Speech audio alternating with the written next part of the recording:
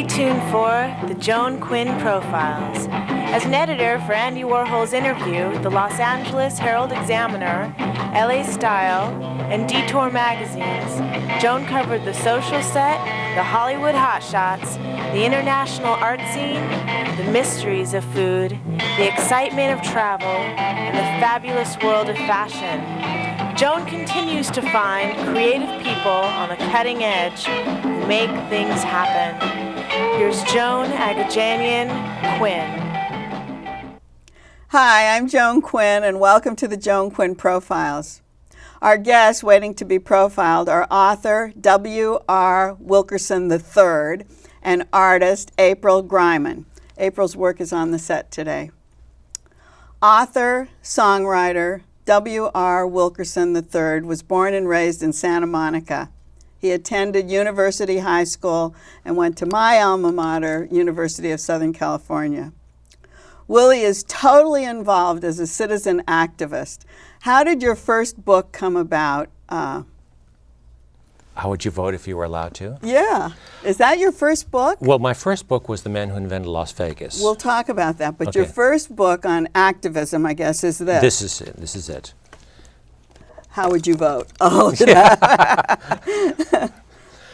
I have a voting age son who doesn't vote. And when he told me that his vote doesn't count, then I started to do some research on my own, and I found out, he's absolutely correct. His vote and our votes don't count. But what did your son, how did he feel that he could make a difference once you started talking to him? That was the inspiration for writing it, right? Well, it was. When we've always had open forums at the dinner table. And when he explained to me how the votes didn't work, then it made complete sense. We're allowed to vote on a state level, but the Supreme Court can overrule our votes anytime it wants to. So where does that leave us as voters? So with that as ammo, that he became my inspiration for writing the book. But then where did you start? How did you know what to write? Even though that was your inspiration and you say, how would you vote if you were allowed to? That was obviously the preface and what you were thinking about. How did you actually sit down and start putting it together? Well, I was pissed off. To put it mildly. Yeah, the Supreme Court elected a president on its own in 2000. They gave it to George Bush. And I was absolutely certain that they wouldn't do that they would give it back to the people and say, hey guys, you've got to re-vote on this from scratch. They didn't do that. I was waiting for some kind of riots or something like that to happen. It never happened. So it was around that time that I began having these conversations with my son. And I realized maybe I should write something about this and get it out there and just see if other people feel the same way as I do. You say we've lost our voice in government. Well, that's a good example. Isn't that what you say? Well, a Supreme Court deciding a presidential election is not democracy. It isn't. And it's not fair. So how do you describe some of the things that you've addressed in here? How did you pick these things? You have military spending, you have illegal immigration, gun banning. How did you choose those things to put in your book? Well, the entire book is one big voter ballot. And at the end, there's a tear-out voter ballot that people get to make their decisions in ink. They put a stamp on it and it goes to the President of the United States. I saw that. I thought that was really great. Thank you. And then when you go through, though, and you read some of those, you really wonder how you are going to vote.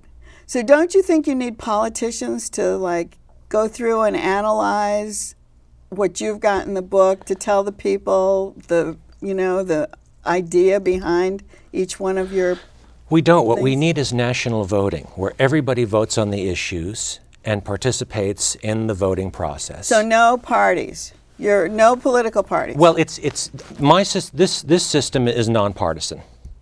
People get to vote along their own personal lines rather than for a Democratic Party or a Republican Party. It's not about eliminating parties. It's about people being able to vote. So who would go through and make the specific issues?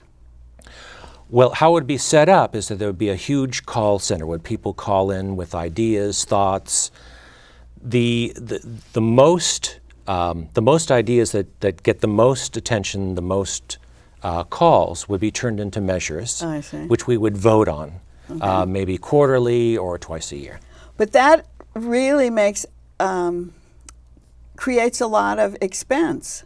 Voting is expensive. It's an expensive thing to do, isn't it? But it also creates peace of mind because we would have all of these issues resolved. I do. I think it does that. You don't think the Founding Fathers did a good job, obviously. Well, I think that they did a remarkable job. I mean, they were the ones who said all men are created equal. But we're not equal in the sense that our votes don't count. See, if all of our votes counted, then we would be equal. Right.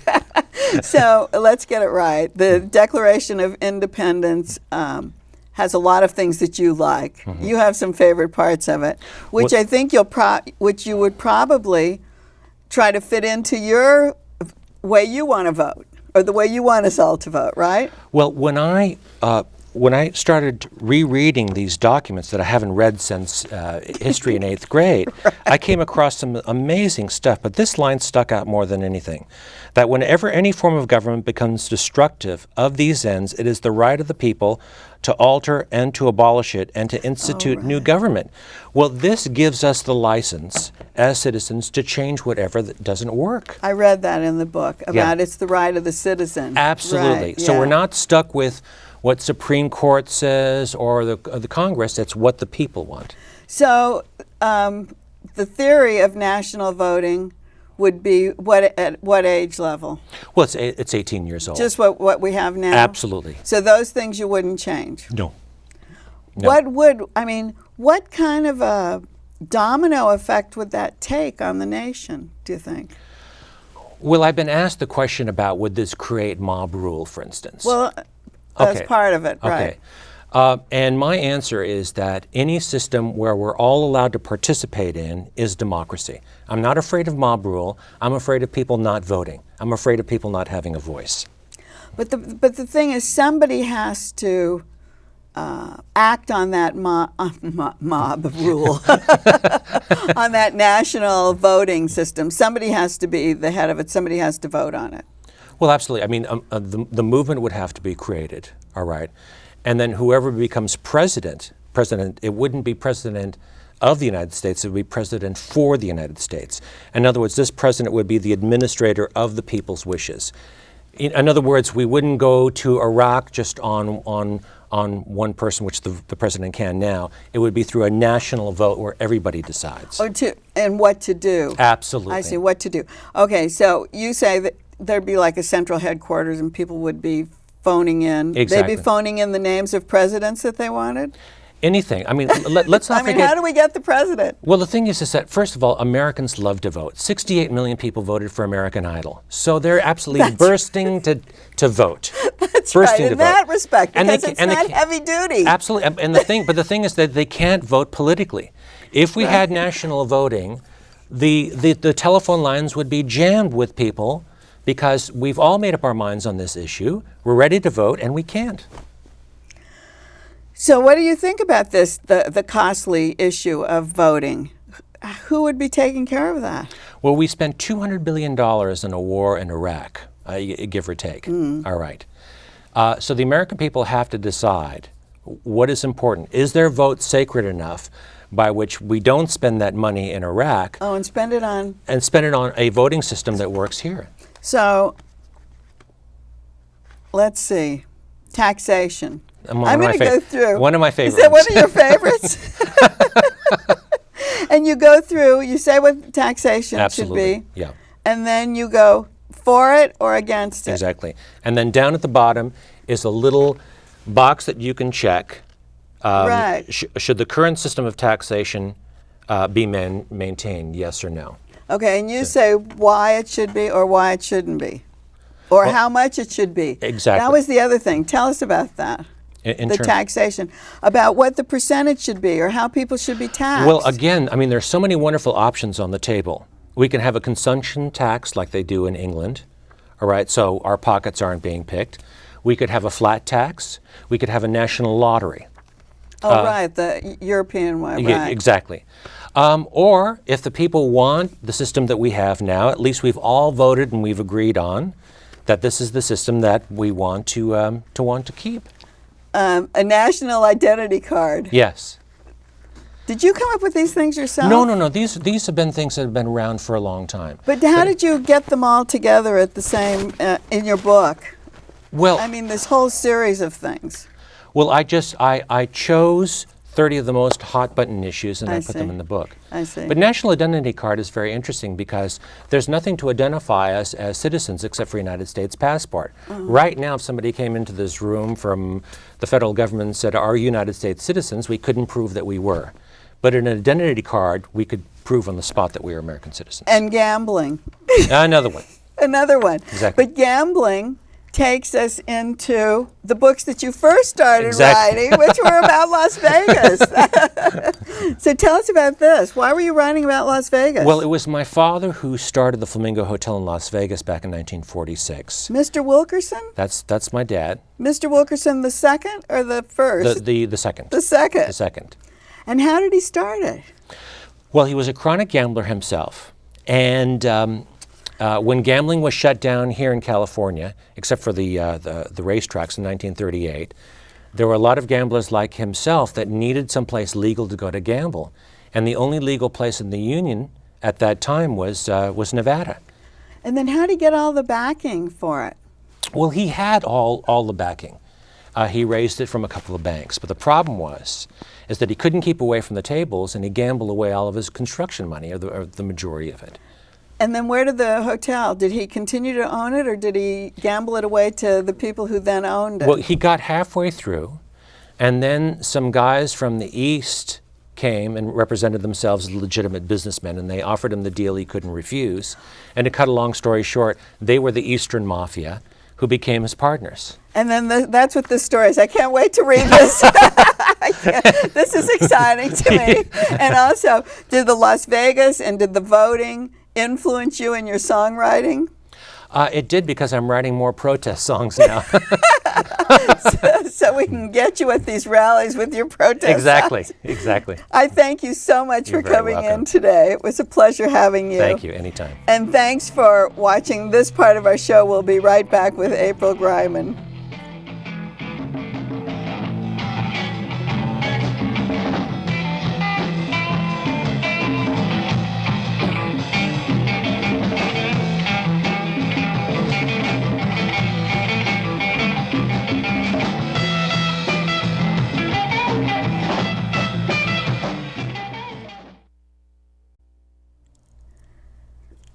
Hi, I'm Joan Quinn, and welcome back to the Joan Quinn Profiles.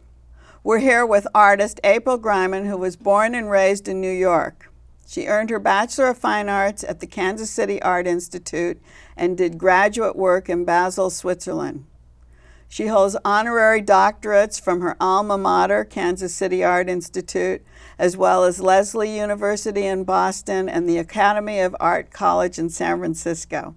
After college, you went to New York, and you were working there, and you came to LA, which is what everyone in LA was going to the East. How did that happen? Exactly. I'd say that I accidentally moved to New York. I had an opportunity, to LA. Oh. I had an opportunity to work on a project out in Los Angeles, and I had, being the naturalist that I am, which is kind of an unusual theme for a computer artist, I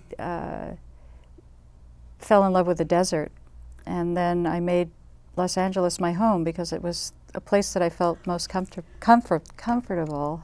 How did you establish yourself here, though? You were pretty established in New York in graphics and working with companies, and then you came out to LA.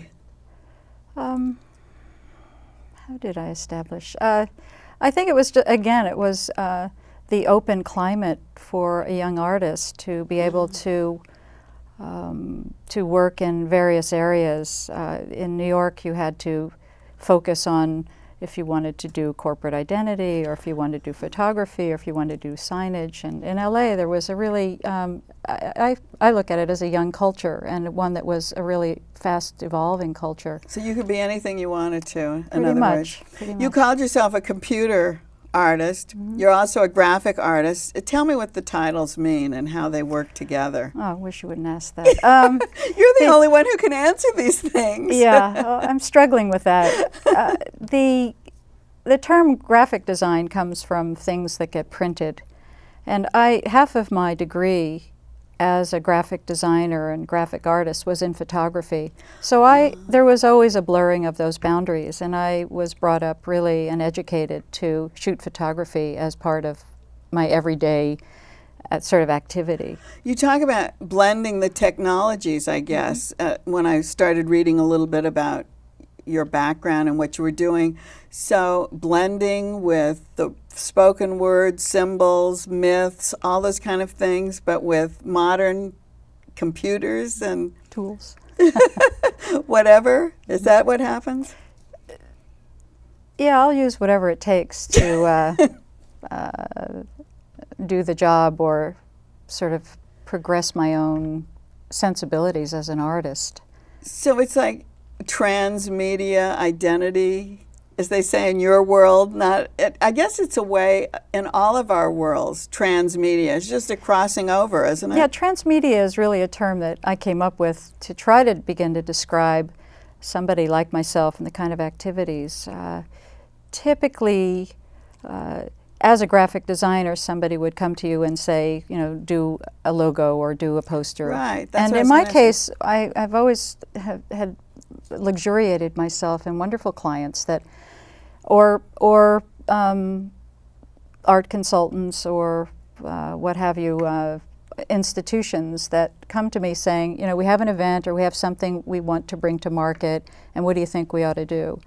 And if typically they would expect a logo or a stationery system, I might think that the best thing they could do initially would be a website. Oh, So- that's different now, isn't it? So transmedia means, a concept, a strong idea that sort of transits all media, and it can be in any shape, way, or form, as long as it's a good idea. And then ideally, the best clients and the best commissions that I've gotten over the years have allowed me to explore different media and to present that same idea in a variety of not only formats and media, but scales and materials. You also, when we talk about that, logos and branding seems to be something that's more in the forefront now. What is branding? Branding is just the new hotsy-totsy term That's for identity, graphic identity, and it does bring in more marketing kind of focus, and in many ways it's kind of a shame. Branding sometimes takes the little sparkle out of the idea because it tends to make everything look alike, and it tends to be things that are market-driven. And Rather than just a logo, that's not a brand. I always thought like a logo is a brand for somebody. it can be, but But right not now, the way they're talking. branding is really bigger than that, and like I said, it really, fortunately or unfortunately, includes a lot of marketing research and focus groups and things like that that are focused on the marketplace rather than the art. Oh, I see. So you've worked with architects. I mean, that's pretty interesting. Ombaz and Bruder and Frank Gehry and Roto and Amorphosis. Amorphosis. What do you do with architects? Predominantly in the last 15 years, starting with Cerrito Center for the Performing Arts, working with Barton Myers, I've done color surfaces and materials palettes. Oh, I see. On Cerritos, we did the tile for the roof, we did the textile for the auditorium seats, we did the 25 color palette, the carpet, you name it. So does that come under the graphic artist label title? No, I call that as I'm a color consultant or colorist. So it would come under that. So you put together all those colors, the architect chooses them, and then they go from there. Yeah. Oh, that's very interesting. If I'm lucky. That's interesting. Does that include fabrics and everything else you're going to use in the building? It can. I tend to work more with picking materials than fabrics, but certainly fabrics, and textiles can be a part of fit it. in. Mm-hmm. We're going to talk about your show at the Pasadena Museum for California Art, but I think it's so great that you designed a stamp. Is that part of branding? Is that part of, what is that part of?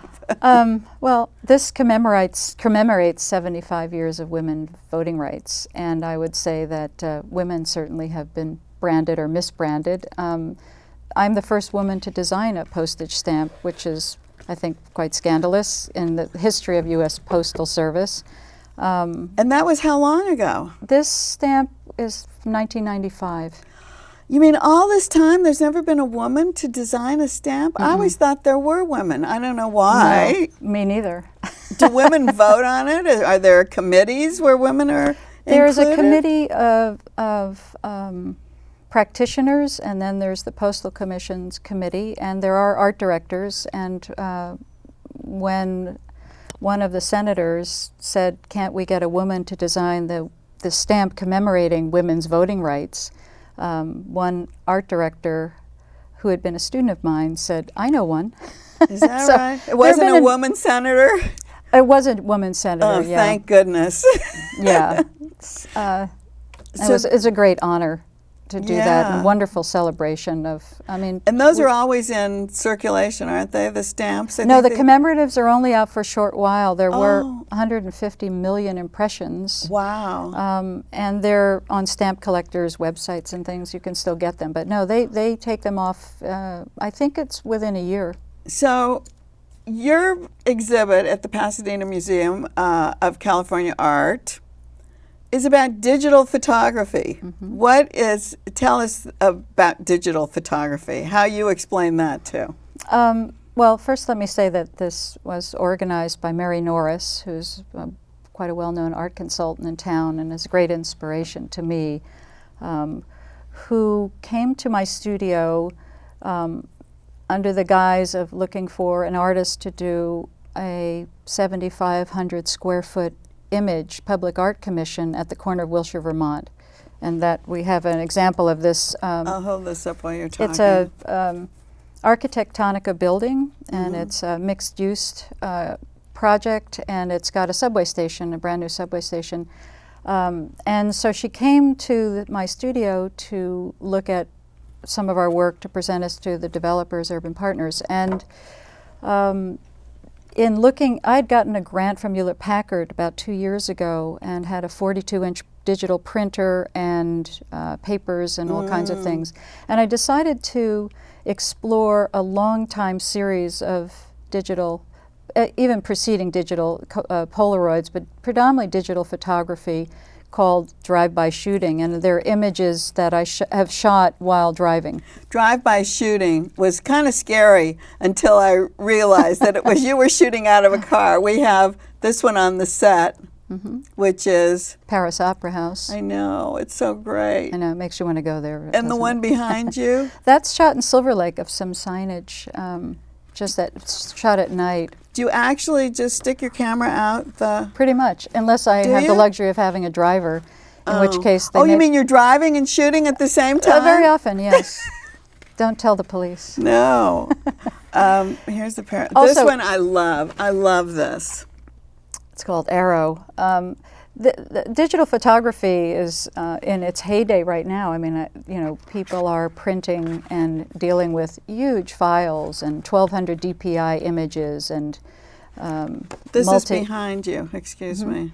And I've always embraced the low end of technology. So my camera, just like my using the Macintosh computer in the early days, which are very low resolution, but really give me a special kind of painterly result that I'm interested in. A lot of the images in the show, by the way, we have wonderful museum, Pasadena Museum of California Art. It has great walls, I know. It's a great building and a wonderful, imaginative and visionary executive director, Wesley Jessup. My images were predominantly shot with 2 and 3 megapixels, where people are up to, I don't know how many megapixels right now, and very high-end digital photography. The reason I like the low end, as a friend of mine said, you're constantly going up the down escalator because of the kind of technology and the ways I like to proceed with this. But I'm interested in the combination here in this show of motion, which you can see time, in these pictures. and then the low-end technology, which very often transforms an image into a transparent kind or translucent kind of image. It changes grass or nature materials into pointillist kinds of paintings. The image you had up on the prior segment is an image that looks very like the Fauvist painters. That's what they look like, paintings. They look like you've painted them, and I think it's because of what you said, the movement. And do you edit them?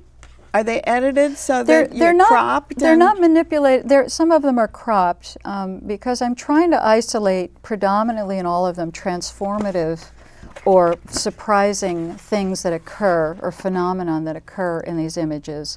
So, like in the case of the Opera House, I'm really cropping out the bust because I'm trying to isolate the little light piece on top of the bust that takes on almost a three-dimensional object quality, as are these lights that you see in front of the Opera House. And so I'm not changing color or photoshopping them to death, if you know what that Photoshop is, but I'm more trying to isolate special qualities, and in fact I'm trying to explore the sensuality of this medium. What size and format? Is this the size and format in the museum? No, these are small. The sizes in the show are,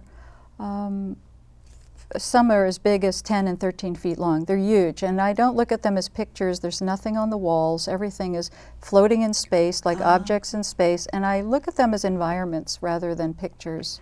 So we have to go to the Pasadena Museum, You have be a part of the environment of this drive-by shooting show. You do. Thanks, April. You're welcome. Thank you. It's beautiful, and you look great on the set. Thank you. And let me add that she is a person who has won lots of awards, very prestigious awards. And I thank you for watching us on the Joan Quinn Profiles today. Keep writing to 777 South Figueroa, 44th floor, Los Angeles 90017. We'll see you next time.